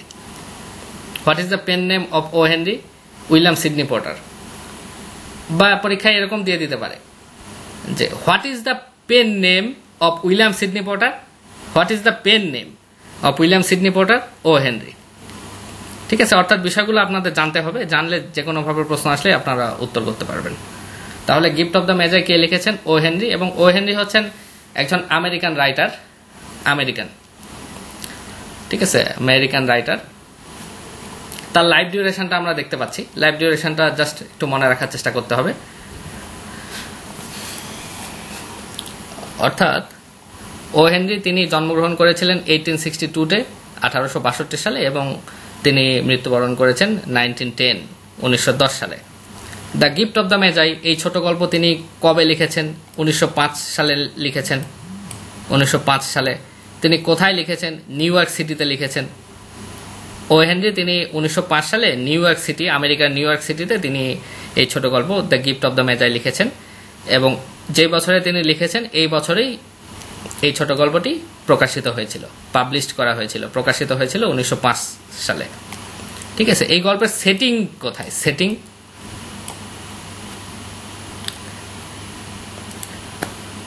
এই গল্পের setting হচ্ছে, setting বলতে যে কোনো গল্প সেটা কোথায় ঘটছে সেটাকে বলে প্লেস সেটিং। কোন জায়গায় ঘটছে সেটা হচ্ছে প্লেস সেটিং, এবং কোন সময় ঘটছে সেটা হচ্ছে টাইম সেটিং। তাহলে সেটিং এর মধ্যে দুইটা জিনিস আসে। এক হচ্ছে যে গল্পে যে ঘটনাটা আমরা দেখছি সেটা কোথায় ঘটছে সেই ঘটনাটা, এবং সেই ঘটনাটা কোন সময় ঘটছে, এটাকে বলা হচ্ছে সেটিং। তাহলে কোথায় ঘটছে এটাকে বলে প্লেস সেটিং। প্লেস সেটিং হচ্ছে একটা শহর, এবং এই শহরের নাম গল্পের মধ্যে বলা হয়নি, কোনো একটা ওয়েস্টার্ন কান্ট্রির কোনো একটা সিটিতে, কোনো একটা আধুনিক বিশ্বের একটি আধুনিক শহরে। এবং আমরা এটা অ্যাজিউম করতে পারি, আমরা ধারণা করতে পারি যে এটা নিউ ইয়র্ক সিটি। ঠিক আছে? যেহেতু অথর তিনি নিউ ইয়র্ক সিটিতে স্টোরিটা লিখেছিলেন, তো আমরা বলতে পারি যে তিনি ওই শহরেরই কোনো ঘটনা লিখেছেন। তো এই জন্য বলতে পারি সিটি সেটিং, এটা জাস্ট জেনে রাখার জন্য, এগুলো পরীক্ষায় আসার কথা না। এবং টাইম সেটিং কি, কোন সময়ের ঘটনা সেটাও উল্লেখ করা হয়নি, এই জন্য এখানে বলা হচ্ছে যে প্রবাবলি, সম্ভবত around the beginning of the 20th century, around the beginning of the 20th century, অর্থাৎ 20 শতকের শুরুর দিকে। 20 শতকের শুরু মানে এই 1900 পর, 1900 থেকে 2000 হচ্ছে 20 শতক, অর্থাৎ 1905 এটা কিন্তু 20 শতকের শুরু, সেটাই বলা হচ্ছে। যে এখানে যে ঘটনাটা আমরা দেখতে পাচ্ছি সেটার প্লেস সেটিং হচ্ছে, place setting gym and Dallas apartment, এটাও পাশাপাশি ডেলা কিন্তু তার অ্যাপার্টমেন্ট থেকে বের হয়ে সে কিন্তু রাস্তায় বের হয়, রাস্তায় বের হয়ে সে দোকান খুঁজে বা একটা দোকানে গিয়ে সে কথাবার্তা বলে। তো এই জন্য শুধু জিম অ্যান্ড ডেলাস অ্যাপার্টমেন্টই না, বরঞ্চ ওই সিটিটা হচ্ছে প্লেস সেটিং। জাস্ট এটা আমরা মাথায় রাখলাম আর কি, নট সো ইম্পর্টেন্ট। তো তাহলে এ সিটি অথবা অ্যান আননেমড সিটি এরকম বলতে পারি। এবং টাইম সেটিং হচ্ছে probably around the beginning of the 20th century, 20 শতকের শুরুর দিকে এই ঘটনাটা। তো তাহলে এই যে এই লেকচার শিটটা, এই লেকচার শিটটা অলরেডি আমি হোয়াটসঅ্যাপ গ্রুপে আপনাদেরকে দিয়ে দিয়েছি, পাশাপাশি আপনাদের যে ফেসবুক প্রাইভেট গ্রুপটা আছে পেইড ব্যাচের, সেখানেও অলরেডি পোস্ট করে দিয়েছি এই পিডিএফটা, সবাই ডাউনলোড করে নিয়েছি আশা করি। তো এখানে আমি থিম তুলে ধরেছি, এখানে 3টা গুরুত্বপূর্ণ থিম তুলে ধরা হয়েছে, 3টা গুরুত্বপূর্ণ সিম্বল, প্রতীক, সিম্বল মানে হচ্ছে প্রতীক, 3টা গুরুত্বপূর্ণ সিম্বল তুলে ধরা হয়েছে এবং কিছু গুরুত্বপূর্ণ কোডস বলতে এখানে টেক্সটের লাইন, কিছু গুরুত্বপূর্ণ টেক্সটের লাইন তুলে ধরা হয়েছে এবং সেগুলো সহজ ইংরেজিতে সুন্দর করে এক্সপ্লেনেশন লেখা দেওয়া হয়েছে। তো এই লেকচার শিটটা আমরা বাসায় স্টাডি করে নিব। তো তাহলে দ্য গিফট অফ দ্য মেজাই এটা একটা ছোট গল্প, এবং এই ছোট গল্পটা কি সম্পর্কিত, এই ছোট গল্পতে দেখানো হয়েছে যে দুজন মানুষের মধ্যে ভালোবাসা কেমন হওয়া উচিত, কিভাবে একজন স্ত্রীর তার হাজবেন্ডকে কতটা ভালোবাসা উচিত, বা একজন হাজবেন্ডের তার স্ত্রীকে কতটা ভালোবাসা উচিত, এইটা আমরা জানতে পারি। ঠিক আছে, এই ছোট গল্পে আমরা জানতে পারি যে ভালোবাসতে হয় নিজের সবটুকু দিয়ে। এখানে আমরা জানতে পারি যে ভালোবাসার জন্য আসলে নিজের সব থেকে দামি জিনিসটাও স্যাক্রিফাইস করে দেওয়া যেতে পারে ভালোবাসার মানুষকে খুশি করার জন্য। ভালোবাসার মানুষের আনন্দই আসলে প্রকৃত আনন্দ, এই জিনিসগুলো আমরা জানতে পারি এই ছোট গল্প দ্য গিফট অফ দ্য মেজাই। এই গল্পে আমরা 2টা চরিত্রকে দেখতে পারি, একটা ম্যারিড কাপল, একটা ম্যারিড ইয়াং কাপল, একটা যুবক যুবতী, খুব কম বয়সী বিবাহিত একটা কাপলকে দেখতে পারি। এবং সময়টা হচ্ছে ক্রিসমাস ইভ।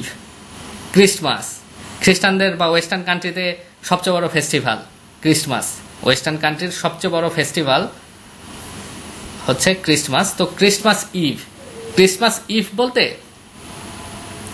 ক্রিসমাসের ঠিক পূর্ব মুহূর্ত, সেটা হতে পারে ক্রিসমাস ডের আগের দিন। ঠিক আছে, অর্থাৎ ক্রিসমাস ডে প্রায় এসে গেছে, খ্রিস্টানদের বড়দিন প্রায় এসে গেছে, এরকম একটা সময়। এবং খ্রিস্টানদের মধ্যে কিন্তু ট্রেডিশন আছে যে তারা ক্রিসমাস ডেতে গিফট দেয়, এটা তাদের একটা ট্রেডিশন। তাদের এই ফেস্টিভ্যালের, এই আনন্দ উদযাপনের খুবই গুরুত্বপূর্ণ একটা অংশ হচ্ছে গিফট দেয়া। তো এরকম ক্রিসমাস ইভ একটা উৎসব মুখর পরিবেশ। তো এরকম সময়ে এই যে কাপলটা, ইয়াং ম্যারিড কাপল, জিম এবং ডেলা, হাজব্যান্ডের নাম হচ্ছে জিম এবং স্ত্রীর নাম হচ্ছে ডেলা,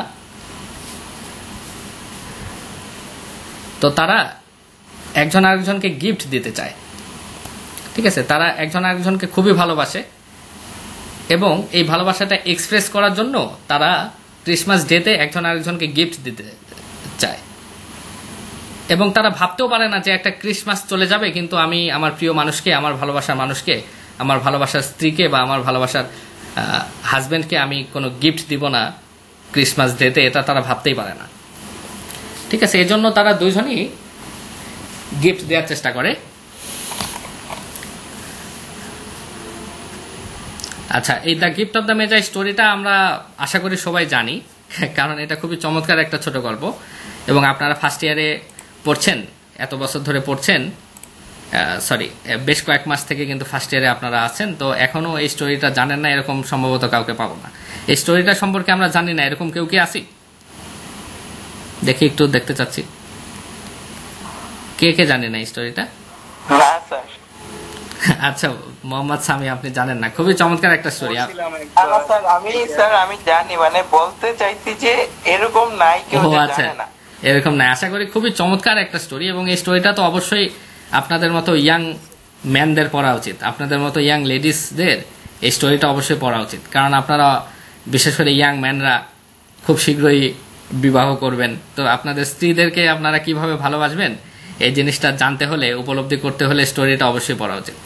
এছাড়া যারা ইয়াং লেডি আছেন তারা অনেকে বিয়ে করেও ফেলেছেন, অনেকে বিয়ে করবেন, তো তাদেরও কিন্তু খুবই জীবনমুখী একটা রোমান্টিক লাভ স্টোরি। তো তাহলে the gift of the Magi হচ্ছে is about a love story between Jim and Della. তো অবশ্যই আমরা এই স্টোরিটা বাসায় পড়ে নিব এবং আমিও অবশ্যই ক্লাসে এখন আলোচনা করব, আগামী ক্লাসেও আলোচনা হবে, কিন্তু পাশাপাশি আপনারা কিন্তু বাসায় এটা সুন্দরভাবে পড়ে নেবেন। খুবই চমৎকার একটা লাভ স্টোরি এটা। এই যে মেজাই সম্পর্কে যদি একটু ক্লিয়ার ধারণাটা দিতেন। কার সম্পর্কে? মেজাই। হ্যাঁ, অবশ্যই অবশ্যই, খুবই গুরুত্বপূর্ণ প্রশ্ন করেছেন। হ্যাঁ, সব সম্পর্কেই আসলে ক্লিয়ার ধারণা দিব। তো যেটা বলছিলাম যে, আচ্ছা মেজাই সম্পর্কে একটু পরে বলছি, একটু আগে বলেনি, তারপরে আমি মেজাই সম্পর্কে বলবো। তো এই যে একটা ইয়াং কাপল দেখতে পাচ্ছি, তো এরা ওয়াইফটার নাম হচ্ছে ডেলা এবং হাজবেন্ডের নাম জিম। জিম কিন্তু একটা অফিসে চাকরি করে, কিন্তু তার বেতন খুবই কম। ঠিক আছে, এক সময় তার বেতন বেশি ছিল, সে সপ্তাহে $30 ইনকাম করত। আচ্ছা, এই যে এখানে আমি স্ক্রিনটা ওপেন করেছি, এই জায়গায় হচ্ছে ওই দ্য গিফট অফ দ্য মেজাই, এটার টেক্সট আপনারা দেখতে পাচ্ছেন। এখানে যেটা দেখতে পাচ্ছেন এটা হচ্ছে গিফট অফ দ্য মেজাই টেক্সট, এবং আপনাদের টেক্সট বই অবশ্যই আপনারা বের করে ক্লাসে উপস্থিত থাকবেন। এবং আগামীকালকে আমি বিস্তারিতভাবে টেক্সটও পড়ব। আজকে বিস্তারিতভাবে টেক্সট পড়ার সময় নেই, আগামী ক্লাসে বিস্তারিতভাবে টেক্সট পড়ব, সবাই সাথে টেক্সট রাখবেন। তো যেটা বলছিলাম যে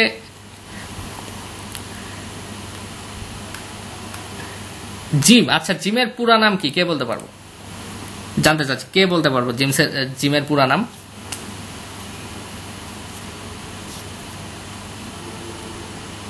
what is the full name of Jim? কে বলতে পারবো?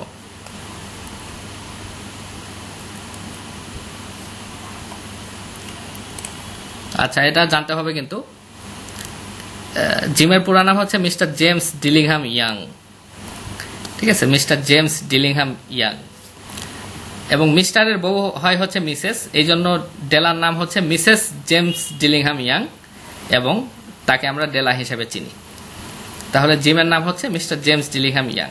তো যেটা বলছিলাম যে মিস্টার জেমস ডিলিংহাম ইয়াং অর্থাৎ জিম, সে কিন্তু একটা অফিসে চাকরি করে এবং সে প্রতি সপ্তাহে $30 বেতন পেত, পার উইক $30 বেতন পেত, কিন্তু এখন বর্তমানে তার বেতনটা আরো কমে গেছে এবং সেটা $20 পার উইক হয়ে গেছে জিমের বেতন।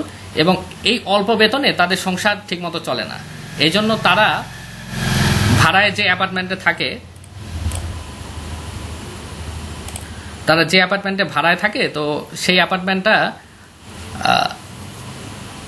একটু পোরলি ফার্নিশড, অর্থাৎ সেই অ্যাপার্টমেন্টটা খুব অ্যারিস্টোক্র্যাটিক না, একটু সাদাসিদে, ঠিক আছে, একটু ক্যাজুয়াল, একটু কেমন যেন মানে সাদাসিদে অ্যাপার্টমেন্ট। এবং তাদের অ্যাপার্টমেন্টটা দেখলেই বোঝা যায় যে তাদের আসলে তারা রিচ না, ঠিক আছে, তাদের সংসার একটু টানাপোড়নের মধ্যে চলে, এই জিনিসটা দেখা যায়। এবং আমাদের অথর ও হেনরি তিনি কিন্তু খুব সুন্দরভাবে এই জিনিসগুলো ফুটিয়ে তুলেছেন যে জিম এবং ডেলা তারা যে ফিনান্সিয়ালি স্টেবল না বা ফিনান্সিয়ালি যে তারা স্ট্রাগল করছে, অর্থনৈতিকভাবে তারা কষ্টের মধ্যে আছে এবং এই কষ্টের মধ্যে থাকা সত্ত্বেও যে তারা একজন আরেকজনকে গিফট দিতে গিয়ে কত বড় স্যাক্রিফাইস করছে এই জিনিসটা ও হেনরি দেখাতে চেয়েছেন। এই জন্যই কিন্তু তিনি এইভাবে স্টোরিটা সেট করেছেন যে তাদের ফিনান্সিয়াল সিচুয়েশনটা অতটা ভালো না। তো যেটা বলছিলাম যে জিমের বেতন হচ্ছে যে $20 পার উইক এবং তারা একটা যে অ্যাপার্টমেন্টে থাকে, যে ফ্ল্যাটে থাকে, সেটা একটু সাদাসিধে, ঠিক আছে, খুব একটা সাজসজ্জিত না। এবং তাদের অ্যাপার্টমেন্টের নিচে একটা লেটার বক্স আছে। ওয়েস্টার্ন কান্ট্রি তো, ওয়েস্টার্ন কালচার, এই জন্য অবশ্যই লেটার বক্স থাকবে। লেটার বক্স বলতে বাড়ির সামনে একটা বক্সের মতো থাকে, সেখানে চিঠি রেখে যাওয়া হয়। যদি তাদের ঠিকানায় কোনো চিঠি আসে তো ওটার মধ্যে রেখে দিয়ে চলে যায়। তো লেটার বক্সটা এত ছোট যে লেটার বক্সে ঠিকমতো চিঠিও ঢুকে না, ঠিক আছে, এত ছোট লেটার বক্স। আবার তাদের বাসার যে ডোরবেল আছে, ইলেকট্রিক ডোরবেল, সেই ডোরবেলটা নষ্ট, ঠিক আছে, কেউই সেই ডোরবেল বাজাতে পারে না কারণ ডোরবেলটা নষ্ট। এছাড়াও তাদের যে ফ্ল্যাটটা, ওই ফ্ল্যাটটাও ওই সেই ফ্ল্যাটেও হচ্ছে খুব একটা আভিজাত্যের ছোঁয়া নেই, সেই ফ্ল্যাটটাও একটু সাদাসিধে, ঠিক আছে। একটা সোফা আছে, সেই সোফাটাও একটু সাদাসিধে বা পুরাতন, ঠিক আছে। এরকমভাবে দেখিয়েছে যে আসলে জিম অ্যান্ড ডেলার ফিনান্সিয়াল কন্ডিশন ভালো না এবং জিম বেতনও পায় খুব কম, কিন্তু তবুও ডেলা কি করে, ডেলা সে টাকা জমায়, তার হাজব্যান্ডকে সে ক্রিসমাসে গিফট দিবে এই জন্য সে টাকা জমায় এবং সে অনেক দিন ধরে জমিয়ে জমিয়ে কত টাকা জমা করেছে, মাত্র $1.87, মাত্র $1.87, অর্থাৎ $1.87 সে জমা করেছে। সেন্ট মানে হচ্ছে পয়সার মতো, ঠিক আছে, 100 সেন্টে $1 হয়, 100 সেন্টে হয় $1। তো $1.87 সে জমা করেছে এবং এটাও অনেকদিন ধরে সে জমা করেছে। এবং কিভাবে জমা করেছে, বিভিন্ন জিনিসপত্র কেনার সময় সে খুব বেশি দরাদরি করে, একদম নাসর বান্দার মতো এমন দরাদরি সে করে, কোনো শাকসবজি কিনতে যাক বা কোনো মাছ গোশ কিনতে যাক বাজারে, সে এত বেশি দামাদামি করে যে শেষমেশ দোকানদার আর কিছু বলে না, চুপ করে থাকে, ঠিক আছে, এবং সে কম টাকা দিয়ে সেই জিনিসটা নিয়ে চলে আসে ডেলা। এইভাবে সে কষ্ট করে করে মাত্র জমাতে পেরেছে $1.87 এবং এই জিনিসটা জিমের জন্য একটা উপযুক্ত উপহার দেওয়ার জন্য একদমই যথেষ্ট না। এই টাকাটা সে চায় যে আমি জিমকে খুব সুন্দর একটা উপহার দিব এবং সেই উপহারটা জিমের জন্য ওর্দি হবে, জিমের জন্য উপযুক্ত হবে, ঠিক আছে, কিন্তু সে এটা দিতে পারছে না। এই জন্য ডেলা কি করে, সে খুবই মন খারাপ করে সে বসে থাকে এবং কান্নাকাটি করে, ঠিক আছে। তো একটা পর্যায়ে সে হঠাৎ করে তার রুমের মধ্যে সে আয়নায় নিজের চেহারাটা দেখে এবং তার মাথায় একটা আইডিয়া চলে আসে, ঠিক আছে। এবং ডেলার চুল কিন্তু খুব সুন্দর, লম্বা, ঠিক আছে, অনেক লম্বা এবং ঘন চুল ডেলার, এবং তার চুলটা কিন্তু তার খুব পছন্দের। বেশি না, আর 1 মিনিট আছে। আচ্ছা আচ্ছা, 1 মিনিট আছে, ঠিক আছে। আপনাদের ক্লাসটা এখনই শেষ হয়ে যাবে, তবে আমি রেকর্ডটা আরো মিনিট 5 আমি লম্বা করব রেকর্ডটা, ঠিক আছে, রেকর্ডটা মিনিট 5 লম্বা করব। আপনারা এই শেষের 5 মিনিট আপনারা রেকর্ড ক্লাস দেখে নেবেন সবাই। আজকে আর ক্লাসের লিঙ্ক দিব না, আর আগামী ক্লাসে আমি এই টেক্সটের ভেতর থেকে কিছু বিষয় পড়ব, দ্য গিফট অফ দ্য মেজাই টেক্সটের ভেতর থেকে পড়বো এবং লেকচার শিট থেকেও আমি কিছু বিষয় পড়বো, ঠিক আছে। আর আজকের ক্লাসে জাস্ট স্টোরিটা একটু 5 মিনিটে আমি আলোচনা করে শেষ করে দেব। তো সবাই রেকর্ড ক্লাসটা দেখে নেবেন। ওকে স্যার, আসসালামু আলাইকুম। ওয়ালাইকুম আসসালাম। এই হচ্ছে বিষয়। তো যেটা বলছিলাম যে ডেলা সে লুকিং গ্লাসে, তাদের রুমের যে লুকিং গ্লাসটা, সেই লুকিং গ্লাসটাও হচ্ছে অনেক চিকন এবং ছোট একটা লুকিং গ্লাস, ঠিকমতো নিজেকে দেখাও যায় না। অর্থাৎ তাদের যে ফিনান্সিয়াল কন্ডিশন খারাপ, এই জিনিসটা আবারও প্রমাণিত হচ্ছে। তো এই লুকিং গ্লাসে সে নিজেকে দেখে এবং নিজেকে দেখে তার মাথায় একটা আইডিয়া চলে আসে সে মুহূর্তের মধ্যে খুশি হয়ে যায় এবং সাথে সাথে আবার স্যাড হয়ে যায়। নারী সুলভ একটা আচরণ, যে নারীরা কিন্তু তারা খুব বেশি ইমোশনাল হয়ে থাকে, হঠাৎ করে তারা আনন্দিত হয়ে যায়, আবার হঠাৎ তারা দুঃখিত হয়ে যায়। ঠিক আছে, তো তার মাথায় একটা আইডিয়া আসে যে সে তার চুলটা বিক্রি করবে। ঠিক আছে, কিন্তু সে খুশি হওয়ার পর সাথে সাথে আবার তার মন খারাপ হয়ে যায়, কারণ তার চুলটা কিন্তু সে খুব পছন্দ করে, তার এত লম্বা এত ঘন চুল। ঠিক আছে, এবং আমাদের অথর ও হেনরি তার চুলকে একটা জলপ্রপাতের সাথে তুলনা করেছেন। জলপ্রপাত কি হয়, একটা ঝর্ণার মতো আর কি, ঝর্ণার সাথে তুলনা করেছেন। ব্রাউন, এবং তার চুলের কালারটা ছিল কিন্তু ব্রাউন, একটা ব্রাউন কালার ঝর্ণার পানি যেরকম ভাবে অঝোর ধারায় পড়তে থাকে, তো সেরকম ভাবে তার চুলটা ওরকম দেখা যায়। ঠিক আছে, এবং আমাদের অথর ডেলার চুলকে তিনি এমনভাবে প্রশংসা করেছেন, একটা তুলনার মাধ্যমে তিনি প্রশংসা করেছেন।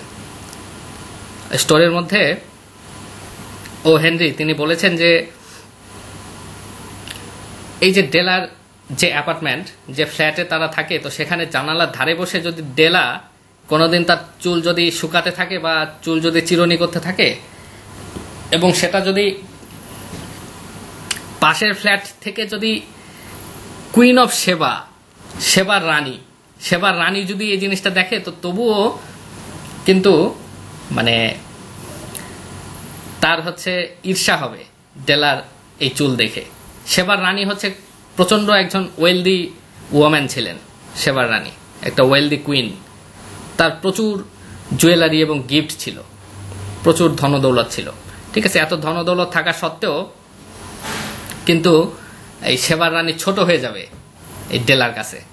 ডেলার চুলটা এত বেশি চমৎকার, এবং বিশেষ করে ডেলার কাছে এত বেশি প্রেসাস, এত বেশি মূল্যবান,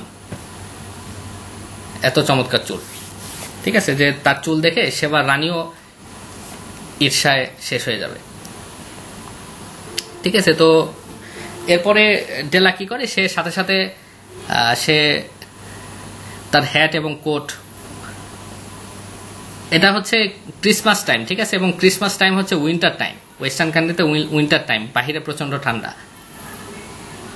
তো এই জন্য ডেলা সে কোট এবং তার হ্যাট, টুপি এবং কোট নিয়ে সে বের হয়ে যায়, এবং বের হয়ে সে একটা দোকানে গিয়ে পৌঁছায়। সেই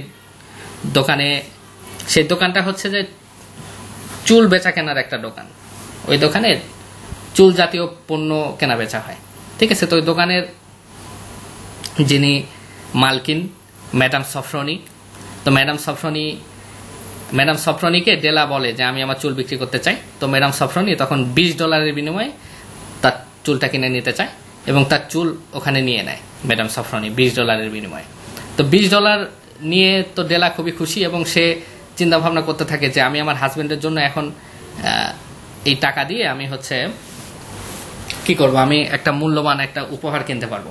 এমন একটা উপহার আমি কিনতে চাই যে আমার হাজবেন্ডের জন্য সেটা খুব পছন্দ হয়, বা আমার হাজবেন্ডকে আমি যে ভালোবাসি এই ভালোবাসাটা যেন ঠিকভাবে উপযুক্তভাবে আমি এক্সপ্রেস করতে পারি এই গিফটটার মাধ্যমে।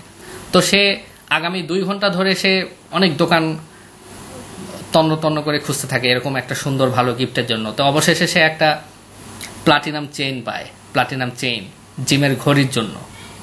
জিমের একটা গোল্ড ওয়াচ আছে, একটা সোনার ঘড়ি আছে, এবং এই ঘড়িটা সে উত্তরাধিকার সূত্রে পেয়েছে, বংশ পরম্পরায় পেয়েছে। এই ঘড়িটা ছিল জিমের দাদার কাছ থেকে জিমের কাছে আসে, জিমের বাবার কাছে আসে, এবং অবশেষে জিমের কাছে আসে।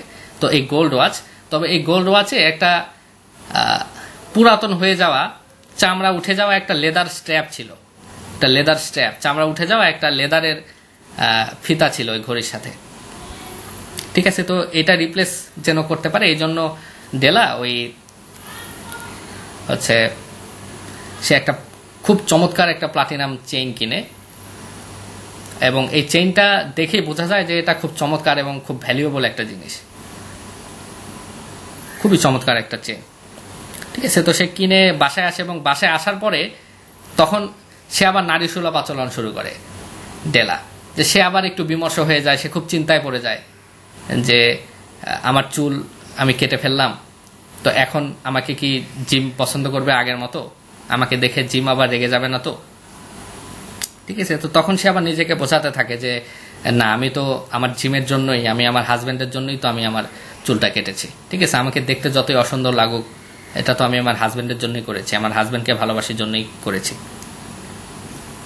ঠিক আছে, তো এরকম অবস্থায় এরপর জিম চলে আসে এবং জিম সম্পর্কে বলা হয় যে Jim, mister James Dillingham Young Jim, সে যখন ফ্ল্যাটে আসে তো তখন অলরেডি ইভিনিং টাইম, সারাদিনের কর্মব্যস্ততা শেষে, বাহিরে প্রচণ্ড ঠান্ডা, ক্রিসমাস টাইম। ঠিক আছে, জিম প্রবেশ করে এবং আমাদের অথর ও হেনরি তিনি বলেন যে বেচারা জিম, সে মাত্র তার 22 বছর বয়স। ঠিক আছে, কিন্তু এই কাজের চাপ, এই ফ্যামিলির প্রেশার তার উপর কিন্তু খুব কঠিনভাবে পড়েছে। ঠিক আছে, সে সারাদিন কঠোর পরিশ্রম করে সে বেচারা জিম সে বাসায় ফিরলো এবং তার কিন্তু হ্যান্ড গ্লোভসও নেই। বিদেশিদের জন্য হ্যান্ড গ্লোভস খুব কমন একটা বিষয়, শীতপ্রধান দেশ, প্রত্যেকের হ্যান্ড গ্লোভস থাকে, কিন্তু বেচারা জিমের হ্যান্ড গ্লোভসও নেই। এমনকি তার যে ওভারকোট মানে তার যে কোটটা, জ্যাকেটটা, শীতের যে কোট, তার ওভারকোট, সেটাও কিন্তু একটা নতুন কোট দরকার, সেটাও পুরাতন, একদম ফ্যাকাশে হয়ে গিয়েছে। তো এখান থেকে কিন্তু আবারও বোঝা যাচ্ছে যে জিম এবং টেলার ফিনান্সিয়াল কন্ডিশন কিন্তু খুব একটা ভালো না। ঠিক আছে, কিন্তু তাদের ফিনান্সিয়াল কন্ডিশন যেমনই হোক, যখনই জিম বাসায় আসে তো তখন তার ওয়াইফ ডেলা, সে কিন্তু খুব ভালোবাসা নিয়ে তার হাজব্যান্ডকে ওয়েলকাম করে। তাদের ফিনান্সিয়াল কন্ডিশন ভালো না, তাদের ফিনান্সিয়াল কন্ডিশন কোল্ড, কিন্তু তাদের মধ্যে রিলেশনশিপটা ওয়ার্ম, তাদের মধ্যে রিলেশনশিপটা হচ্ছে ভালোবাসায় উষ্ণ। ঠিক আছে, তো যাই হোক, এরপরে আসার পরে তো ডেলা তো খুবই টেনশন এবং খুব এক্সাইটেড। সে বলে যে জিম প্লিজ তুমি রাগ করো না, তো এখন ক্রিসমাস টাইম, তুমি অবশ্যই আজকে আমার সাথে রাগারাগি করতে পারো না, বা আমি তোমার জন্য আমার চুল আমি বিক্রি করে দিয়েছি, আমার চুল বিক্রি করে আমি তোমার জন্য খুব চমৎকার একটা গিফট কিনেছি। ঠিক আছে, তো এগুলো শুনে জিম তো একদম স্টান্ড হয়ে যায়, সে হয়ে দাঁড়িয়ে থাকে। ঠিক আছে, সে কি বলবে জিম ভেবে পায় না। তো এইটা দেখে ডেলা কনফিউজ হয়ে যায়, সে বুঝতে পারে না যে আসলে জিম এরকম কেন করছে, তার এরকম এক্সপ্রেশন কেন, এটা সে বুঝতে পারে না। তো সে বলতে থাকে যে কেন, তুমি কি আমাকে পছন্দ করছো না? আমার চুল এরকম ভাবে কেটে ফেলা হয়েছে, বা আমাকে হচ্ছে স্কুল পালানো ছোকরাদের মতো লাগছে দেখে, স্কুল পালানো ছোকরাদের যেরকম ফ্যাকাশে উস্কো খুস্কো ছোট চুল, সেরকম আমার চুল হয়ে গেছে, তো এই জন্য কি তুমি আমাকে পছন্দ করছো না? তো এরপরে খুব একটা সুইট কথা বলে ডেলা, যে আমার মাথায় যে চুল সেটা হয়তো তুমি গুনতে পারো, বা সেটা হয়তো গোনা পসিবল, কিন্তু তোমার জন্য আমার যে ভালোবাসা সেটা হচ্ছে গোনা সম্ভব না, এত বেশি আমি তোমাকে ভালোবাসি যে সেটা গোনা সম্ভব না। ডেলা এই কথা জিমকে বলে। ঠিক আছে, তো এই কথা শুনে জিম আরো বেশি কেমন যেন ইডিয়টের মতো একটা আচরণ করে, মানে আশপাশে সে কেমন তাকাতে থাকে আশপাশে, ইডিয়টের মতো। ঠিক আছে, এবং পরবর্তীতে আচ্ছা তখন জিম বলে যে আসলে আমি এরকম কেন করছি এটা তুমি এখনই বুঝতে পারবে, বা তুমি মনে করো না যে আমি তোমার প্রতি আমার ভালোবাসা কমে গেছে। ঠিক আছে, এই জিনিসটা তুমি বুঝতে পারবে, আমি তোমার জন্য কি গিফট এনেছি সেটা দেখলে তুমি বুঝতে পারবে। তো এখন জিম কি গিফট এনেছে? জিম গিফট এনেছে খুব চমৎকার একটা চুলের একটা ব্যান্ড, চিরুনি। এখানে স্টোরিতে বলা আছে কম্ব মানে চিরুনি, খুব চমৎকার চুলের চিরুনি, বা এটা কম্ব মানে মূলত এখানে ব্যান্ড হবে। ঠিক আছে, খুব চমৎকার চুলে পরে থাকার মতো একটা ব্যান্ড, সেটা খুব চমৎকার ভাবে কারুকাজ করা এবং জুয়েল বসানো, খুবই দামি একটা, দেখে বোঝা যায় যে খুব দামি একটা চুলের ব্যান্ড। এবং এই ব্যান্ডটা হচ্ছে ডেলার অনেক আগেই পছন্দ হয়েছিল, এবং সে যখন রাস্তা দিয়ে হেঁটে যেত তো তখন সে একটা দোকানে এটা সাজিয়ে রাখতে দেখতো, এবং এই জিনিসটা এত চমৎকার এবং এত বেশি হয়তো দামি ছিল যে এই জন্য ডেলা কখনো ভাবতেও পারেনি যে এটা আমার দরকার, বা তার কখনো ওইটা চাহিদাই হয়নি, কারণ এটা এত চমৎকার এবং এত দেখতে এত দামি যে তার মনেই হয়নি যে এই জিনিসটা আমার হলে ভালো হতো বা আমি কিনতে পারলে ভালো হতো, এটা তার মনেই হয়নি। ঠিক আছে, কিন্তু ওই জিনিসটাই সে পেয়ে গেছে ক্রিসমাস গিফটে। তো এইটা দেখে তো ডেলা খুবই খুশি যে আমি যেটা চাচ্ছিলাম সেটা, মানে মনে মনে আমি এটা আমার এত ভালো লাগতো, তুমি সেটাই আমাকে দিলে, কিন্তু তারা তখনই বুঝতে পারে যে আসলে এটা তো দেয়া, জিম তো তাকে এটা দিয়েছে, কিন্তু এটা পরার জন্য তো তার এখন কোনো চুলই নাই। ঠিক আছে, তার চুল তো সে অলরেডি কেটে ফেলেছে। তো তখন ডেলা তার হাজব্যান্ডকে বলে যে তুমি চিন্তা করো না জিম, আমার চুল খুব দ্রুত গজায়, আমার চুল আবার বের হবে, ঠিক আছে, আমার চুল আবার বড় হয়ে যাবে খুব দ্রুত। ঠিক আছে, তখন জিম বলে আচ্ছা তাহলে বলো যে তুমি আমার জন্য আচ্ছা। তো এরপরে জিম আরেকটা খুব সুইট, একটা খুব চমৎকার সুন্দর একটা কথা বলে জিম তার ওয়াইফ ডেলাকে, যে তুমি আমাকে ভুল বোঝো না, ঠিক আছে, কারণ হচ্ছে তোমার মাথায় চুল থাকুক বা না থাকুক, তুমি শ্যাম্পু করো বা তুমি শেভ করো বা না করো, তুমি শ্যাম্পু করো বা না করো, তোমার চুল ছোট হোক বা বড় হোক, তো এই জিনিসটা তোমার প্রতি আমার ভালোবাসা একটুও কমাতে পারবে না। তোমার চুল ছোট হোক বা বড় হোক, আমি তোমাকে একই রকমই ভালোবাসবো। এই কথাটা জিম বলে, খুব চমৎকার একটা কথা। এই কোটেশনগুলো কিন্তু লেকচার শিটে আমি দিয়ে দিয়েছি, আপনারা দেখতে পাবেন। ঠিক আছে, তো এরপরে এখন জিম এক্সাইটেড হয়ে যায়, আচ্ছা তুমি আমার জন্য কি গিফট কিনেছো দেখাও। তো তখন খুব এক্সাইটেড হয়ে ডেলা দেখায় যে একটা প্লাটিনাম চেইন, জিমের এই গোল্ড ওয়াচের জন্য একটা প্লাটিনাম চেইন কিনেছে ডেলা। এবং হচ্ছে তো তখন দেখে জিম আরো বেশি স্টান্ড হয়ে যায়, সে একদম মাথায় হাত দিয়ে সোফায় বসে পড়ে। তো তখন জিম বলে যে আসলে আমি আমার গোল্ড ওয়াচটা আমি বিক্রি করে তোমার জন্য আমি এই গিফটটা কিনেছি।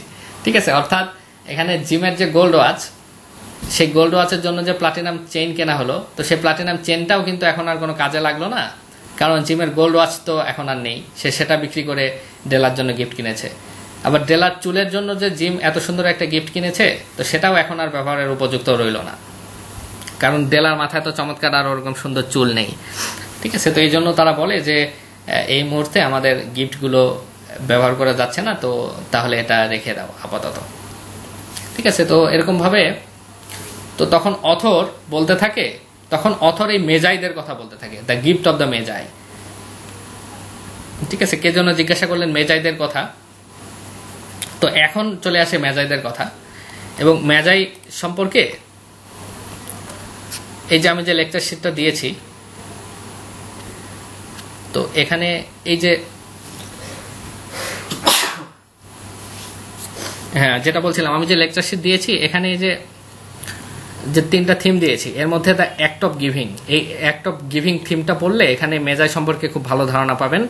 পাশাপাশি আমি যে কোটেশনগুলো দিয়েছি, তো এখানে লাস্টে একটা কোটেশন আছে,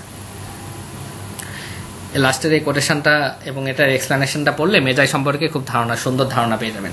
তো মেজাই এই গল্পের নামই কেন দ্য গিফট অব দ্য মেজাই, কেন এই গল্পের নাম কেন দ্য গিফট অব দ্য মেজাই, বা মেজাই কারা?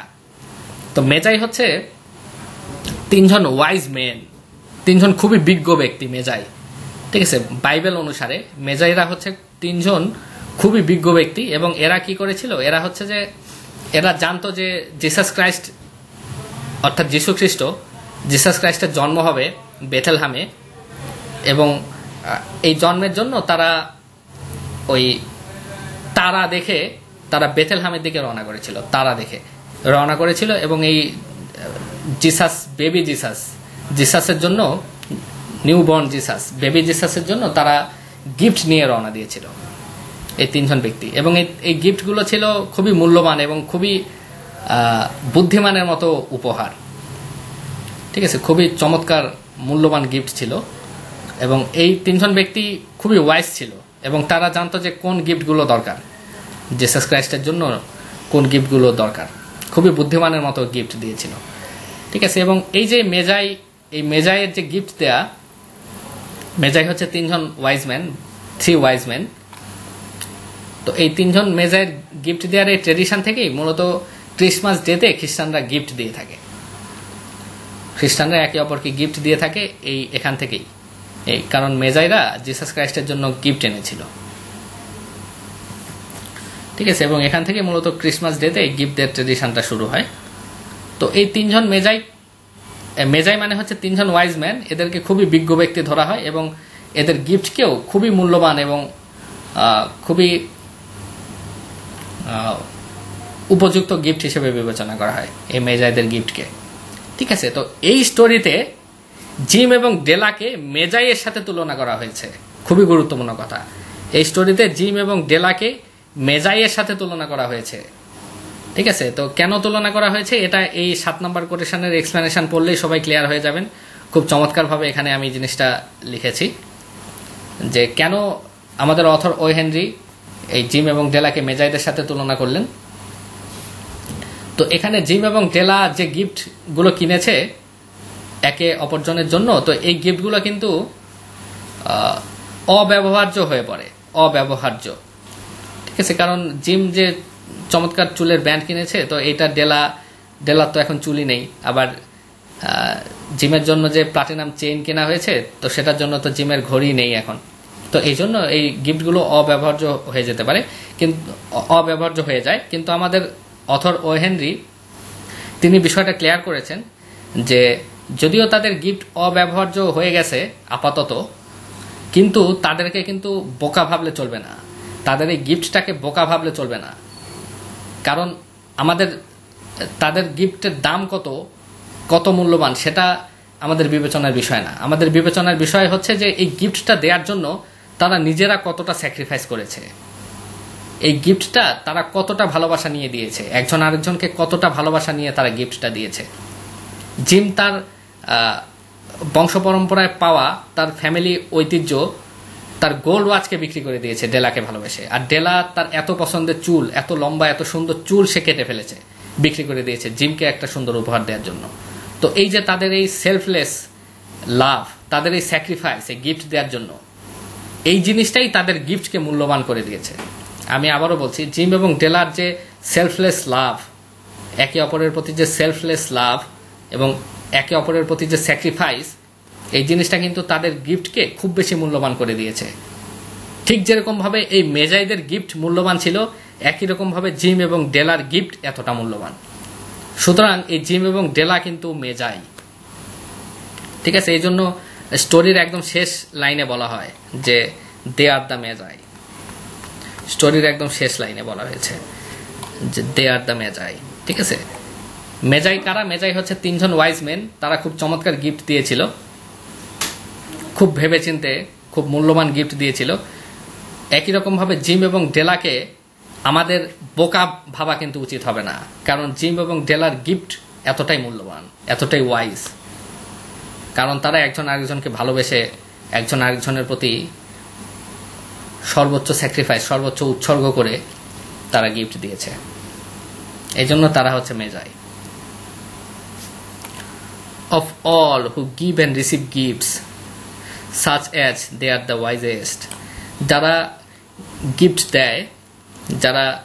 গিফট দেয় এবং রিসিভ করে, তাদের মধ্যে জিম এবং ডেলাই হচ্ছে সবচেয়ে বিজ্ঞ, সবচেয়ে ওয়াইজ। তারাই everywhere they are wisest, they are the Magi. তারাই হচ্ছে Magi, the gift of the Magi. এর জন্যই হচ্ছে গিফট অফ দ্য মেজাই, কারণ জিম এবং ডেলার গিফট, এই গিফটটাকে মেজাইদের গিফটের সাথে তুলনা করা হয়েছে, এই গিফটকে খুব ভ্যালুয়েবল হিসেবে উল্লেখ করা হয়েছে।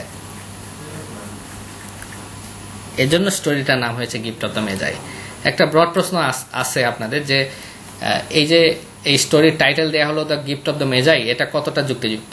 তো এই আলোচনা থেকে কিন্তু বোঝা গেল যে এই টাইটেলটা কিন্তু পুরোপুরি যুক্তিযুক্ত, কারণ এখানে জিম এবং ডেলা একজন আরেকজনকে যে গিফট দেয়, এই গিফটটা প্রচন্ড মূল্যবান, কারণ তারা একজন আরেকজনকে ভালোবেসে গিফট দিয়েছে।